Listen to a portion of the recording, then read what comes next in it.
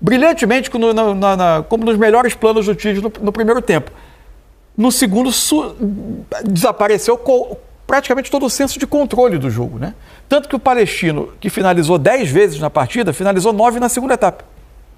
É uma mudança de estatística no jogo. Algumas com perigo, né? Algumas com perigo. O Rossi até fez defesa. Fez defesa que não via acontecendo nos últimos jogos, né? E aí, é um Flamengo que defende, que continua com números defensivos excelentes, continua com números defensivos excelentes se a gente for fazer média de gols sofridos por jogo. É assombroso.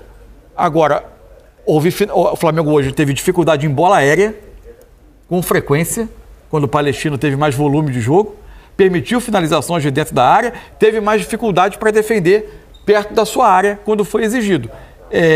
Acho que o segundo tempo fica para uma reflexão. Não é algo programado. Às vezes tem gente, torcedor, que fala assim, o cara colocou o time mais atrás ou não. E é um negócio que às vezes está com os atletas, chega ali na hora de entrar para o intervalo, vamos deixar cair aquela coisa.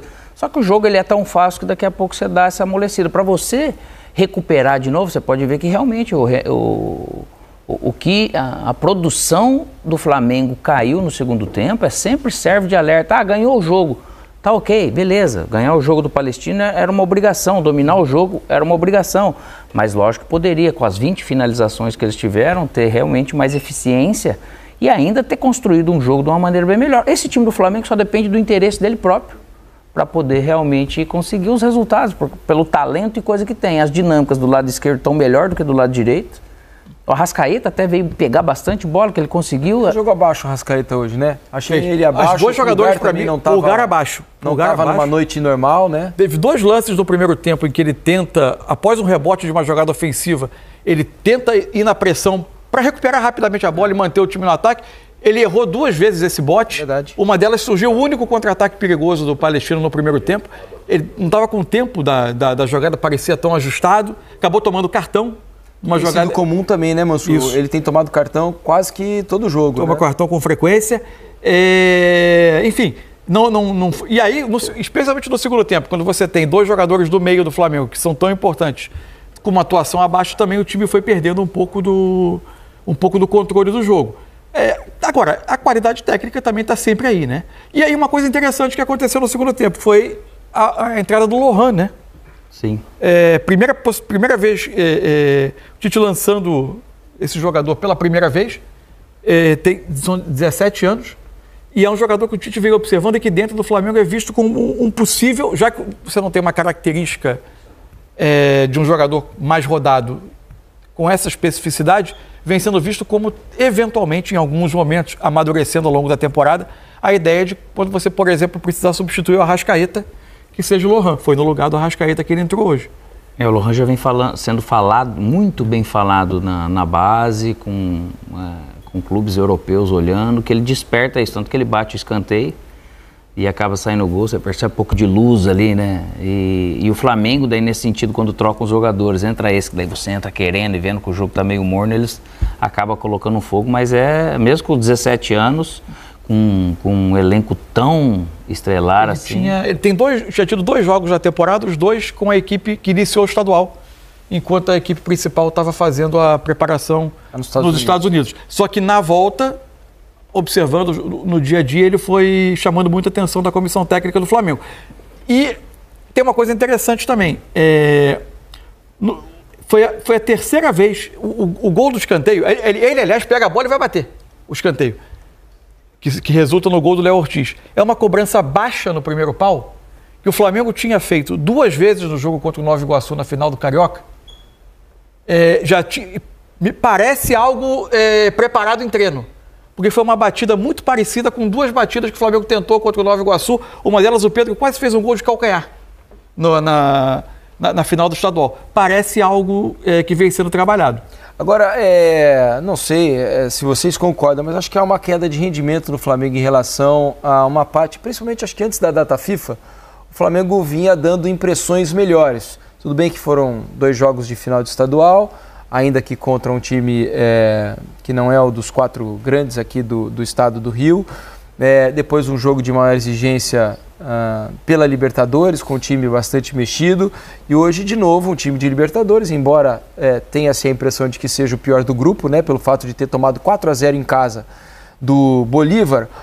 O primeiro tempo do Flamengo poderia ter, sim, resultado em um placar mais elástico. Mas a produção, depois, principalmente no segundo tempo, não parecia com movimentos naturais, né? Parecia um jogo um pouco forçado, um pouco ansioso, não coordenado. Mais atrasada, assim, né? Parece que realmente um pouco mais lento. A gente fala assim de interesse, não é o querer, não querer, mas o interesse pelo jogo, eu falo, aquela ação que você vai fazer. Meio mais, como se fosse mais disperso, assim, realmente parece que não está naquele estado de prontidão como estava antes da data FIFA, você lembrou bem. E o jogo muda muito de cara, né? E aí tem horas que você precisa reagir bem a uma nova cara que o jogo tem. O Flamengo parecia que estava acomodado, não no sentido de desinteressado, mas confortável num jogo em que ele recuperava a bola, se organizava para atacar, tinha o adversário o tempo todo esperando lá atrás. No intervalo, o Palestino muda os dois pontas, os dois jogadores de lado, começa a ter um pouco mais de escape, né? O Flamengo normalmente constrói com um lateral quase como um atacante e o outro por dentro como um meia. Em geral, os adversários vão tentar, quando forem buscar um contra-ataque rápido, jogar pelos lados, onde você, em tese, pode estar eventualmente mais descoberto. Só que o Flamengo vinha recuperando essa bola com muita rapidez. Começa a não recuperar, entra um contra-ataque, entra um segundo, o jogo muda de cara. O jogo começa a acontecer mais tempo perto do seu gol. E aí você tem que reagir a isso. Como o Flamengo não teve, no segundo tempo, um Pulgar no seu melhor jogo, o Arrascaeta não estava no seu melhor dia. Isso tudo foi tirando um pouco de equilíbrio. Agora, eu acho, e venho dizendo aqui, que o Flamengo teve as suas oscilações o tempo todo nesse primeiro trimestre. O Flamengo teve uma sequência, antes da data FIFA que você citou, que foi um pouco mais animadora, quando ele ganha na fase de classificação do Fluminense de 2-0, tem um jogo contra o Madureira que ele acaba confirmando a Taça Guanabara, uma diferença técnica grande, mas o time se impôs, e aí vem aquela semifinal com o Fluminense, o primeiro jogo, que o Flamengo faz o seu melhor jogo da temporada. O jogo da volta já é mais administrado, numa rotação mais baixa. As finais foram jogadas num nível abaixo, a exigência também era menor. Rotação total abaixo, mas né? o ritmo do time abaixo. E o jogo na Colômbia, que a gente fica na dúvida do quanto influiu ou não influiu a altitude. Agora, antes dessa fase boa pré-data FIFA, tinha tido também 2 clássicos que não foram tão bem jogados. Contra o Vasco e contra o Botafogo. Contra o Vasco, o Flamengo flertou com o resultado de derrota, o Léo Pereira salva 2 bolas embaixo do gol. Então, os números do Flamengo são excelentes, mas ele passam a impressão de uma estabilidade que nem sempre foi vista em campo. O time do Flamengo tem pontos a melhorar, sim. Para a qualidade do elenco, ele ainda pode ser melhor ou jogar no nível, por exemplo, do primeiro tempo de hoje, por períodos maiores dos jogos. E outra coisa, né? Pelo volume que o Flamengo criou no primeiro tempo, poderia ter saído do primeiro tempo com uma goleada. Não pode se dar ao luxo. Tudo bem que hoje o jogo era contra o adversário mais fraco, tem que fazer o gol. Mas não se pode dar o luxo de perder tantos gols como perdeu. Alguns gols muito tranquilos para se fazer. Tanto que no segundo tempo ele passou muito mais perto de tomar um empate, uma boa parte do que de fazer o segundo gol. Poderia ter pendido para um 5-0, como poderia ter terminado no empate num jogo de azar do Flamengo. Ou trazer aquela emoção para o jogo, que você fica na pressão, desesperado para tentar fazer o segundo gol. 2 defesas seguidas do Rossi num determinado momento, né? O Rossi defende, a bola volta, depois vem o escanteio. Vem o escanteio, ele defende de novo uma cabeçada no chão. Enfim, é algo para melhorar. O Mansur falou sobre números aqui. Vamos colocar então os números do jogo para a gente avaliar o que eles dizem para a gente depois desse Flamengo 2, Palestino 0. Posse de bola, 61% do Flamengo contra 39% do Palestino. Finalizações, veja, permitir 10 finalizações ao Palestino. 9 no segundo tempo, bastante. repetindo. 9 no segundo tempo. É muita coisa para uma diferença tão abissal entre as duas equipes, né? Ainda que o Flamengo tenha produzido um bom número de finalizações. Primeiro tempo 12-1. Foram 20. Então, veja como o segundo tempo é abaixo. Segundo tempo 9-8, né? Pro Palestino. Então, finalizações no alvo, 8 do Flamengo, 3 do Palestino, 9-3 em escanteios, 10-13 em faltas cometidas, 3 impedimentos do Flamengo, 2 do time chileno. Que mostra um pouco da dispersão, do fato de você estar impedido, da maneira que for os lances, assim, é algo de você estar um pouquinho mais ligado, concentrado, mais ligado, você não vai Passes trocados, 537 do Flamengo, 305 do Palestino, 87% de precisão nos passes do Flamengo contra 81% do time chileno, desarmes 6-9, cartões amarelos 2-4, não tivemos expulsões no jogo de hoje. Vale lembrar o seguinte, agora a Libertadores está uma leve pausa aí, né? São 3 rodadas de Campeonato Brasileiro, para depois o Flamengo voltar a jogar na Libertadores e ir à altitude de La Paz jogar contra o Bolívar. O Flamengo pega agora o Atlético Goianiense na estreia do Campeonato Brasileiro neste domingo às 4 da tarde. Depois joga contra o São Paulo na quarta-feira à noite, também no Maracanã. E enfrenta o Palmeiras no domingo, 4 da tarde, em São Paulo, no Allianz Parque. Antes da viagem da quarta-feira, né, provavelmente o Flamengo vai na terça para La Paz jogar contra, ou na segunda até, para La Paz jogar na altitude contra o Bolívar. E é por isso que é importante entender. E aí quem está na comissão técnica talvez... Só para completar, Mansur, claro. Depois do Bolívar tem Botafogo. Isso. Clássico contra o Botafogo pelo Brasileirão. Por isso que é importante quem está na comissão técnica e tem acesso aos dados de desempenho físico do time, de fisiologia, de tudo, para entender se o que se passou no segundo tempo tem apenas uma questão tática ou tem uma questão física dessa sequência recente. As 2 finais do estadual, a viagem para a Colômbia e esse jogo de hoje com uma necessidade de vitória com o primeiro tempo numa rotação muito alta. Porque a partir de agora, o nível de exigência só aumenta. Você vai subindo uma ladeira de exigência. O Atlético Goianiense jogando no Serra Dourada, tudo bem, um time que veio da Série B. Mas tá de 14 vitórias seguidas, mas com o Jair Ventura. Que vem de título estadual. Título passando por cima do Vila Nova. Depois você tem São Paulo e você tem Palmeiras e a cada 3 dias. Antes de voltar à Libertadores. Que se não começa naturalmente bem, claro, você traz uma carga de pressão. Claro. E ainda mais num Flamengo que, para pensar em Campeonato Brasileiro, insisto no tema, vai precisar pontuar muito nas 9 primeiras rodadas antes da saída dos jogadores da Copa América.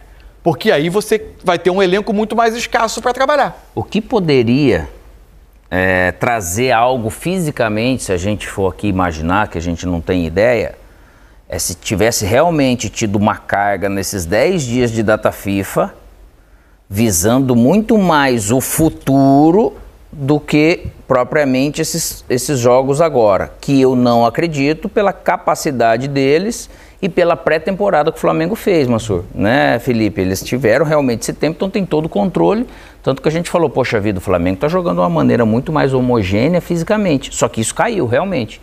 Pode ser pelo momento, pelos adversários, mas eu não acredito que um desgaste físico possa ser explicação, a não ser que tivesse tido uma carga realmente grande lá e você tivesse tendo que pagar um pouco o preço aqui, que eu não acredito. Porque, como o Mansur bem ressaltou, os jogos contra o Nova Iguaçu foram quase em ritmo de treino ali, depois que fez 3-0 no primeiro jogo, é possível controlar um pouco mais o desgaste. Esses últimos 4 jogos, Alex, foi mesmo tudo, estando em campo, né? Foi tudo, lógico que totalmente, mas você percebe que às vezes não é por cansaço, é realmente pelo adversário e é você que coloca esse ritmo, esse limite, vamos dizer, né? E o Flamengo parece que não conseguiu fazer diferente. Parece que eu sei que eu vou ganhar, né? Eu não preciso fazer a minha força total para ganhar, porque eu sei que o jogo naturalmente vai caminhar para isso. A gente fala da altitude, né? Mas parece que todos os 2 jogos com o Nova Iguaçu foi na altitude também, com o Palestino também, né? Porque teve a mesma característica física, né? Emocional, dizendo, né? A classificação do grupo está aqui, né? O Flamengo tem 4 pontos, o Bolívar 3, Bolívar e Milionários ainda vão jogar nessa rodada, né?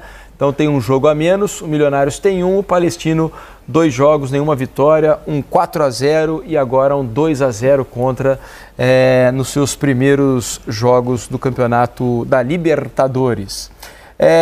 O que projetar para esse início de Brasileirão? Porque é uma tabela difícil para o Flamengo, né? Se a gente for pensar nesses adversários, largar bem é importante, mas não é fácil pelos jogos que tem, né? Atlético fora, São Paulo no Maracanã e Palmeiras fora. Isso.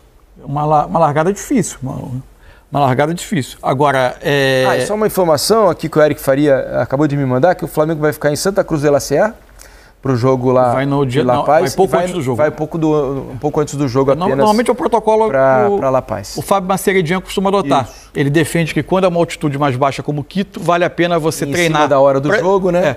Quando é Quito, até 2.800, vale a pena você... La Paz que é mais alto. Como o dano ao corpo, dano físico da permanência é bem menor, o ganho com o treino técnico no local, para você se acostumar com a velocidade da bola, com a parte técnica do jogo, compensa.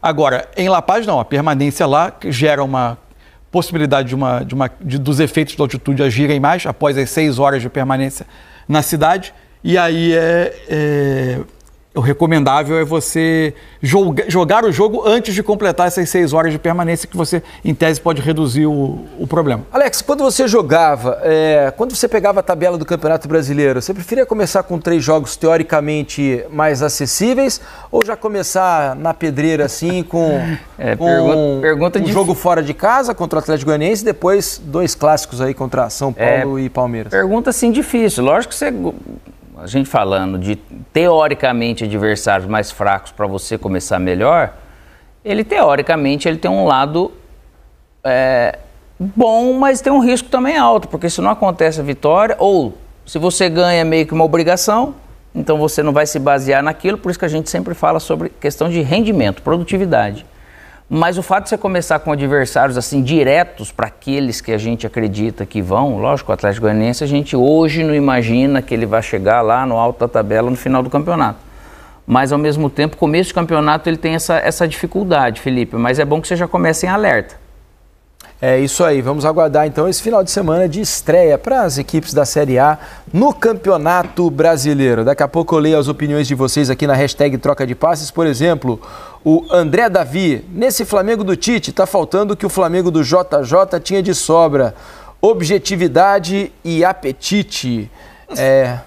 O primeiro tempo me pareceu um time muito... pressionava muito, recuperava a bola. Os gols não saíram, rapidamente. Mas o primeiro tempo foi bom. E as combinações acontecendo.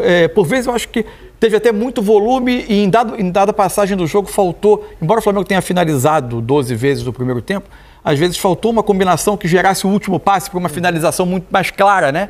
Uma chance mais clara de gol, mas depois elas começaram a aproveitar, aparecer ainda que em cruzamento. Essa combinação eu acho que faltou mais, porque o Arrascaeta, eu acho que não tem problema dele vir ajudar em algum momento, vir aqui nesse início. Só que o De La Cruz, ele jogando mais sem bola, nessa função do Arrascaeta, ele pode fazer movimento, não ficar esperando. O De La Cruz também jogou abaixo hoje, né? Porque ele pegou menos na bola, né? Mas a capacidade dele de... Como ele melhora a pressão do Flamengo, né? Sim. Porque ele tá, com a capacidade dele de correr... menos, talvez menos do que em outros jogos. Ele tem capacidade para fazer mais, né? Só que ele fez, no primeiro tempo, pelo menos 2 retomadas de bola quando o Palestino tentava sair, que chamou a atenção. Ele tem essa capacidade. O Flamengo melhora muito com ele a pressão. Tem uma outra questão. Existe um questionamento que é compreensível do Luiz Araújo. Agora, é outro jogador que recupera muita bola e que participa muito desse trabalho defensivo. O Flamengo, com o Bruno Henrique, pode ganhar outras coisas, presença de área, uma outra característica de ponta que ataca muito a área, que tem estatura para uma disputa aérea. Agora, ele faz menos esse trabalho que o Luiz Araújo faz. E o Flamengo tem 2 jogadores no centro do ataque, né, o Arrascaeta e o Pedro, que não são jogadores que vão passar 90 minutos mordendo e recuperando bola o tempo todo. O Flamengo precisa que outros jogadores compensem esse trabalho. Não é uma decisão simples, né?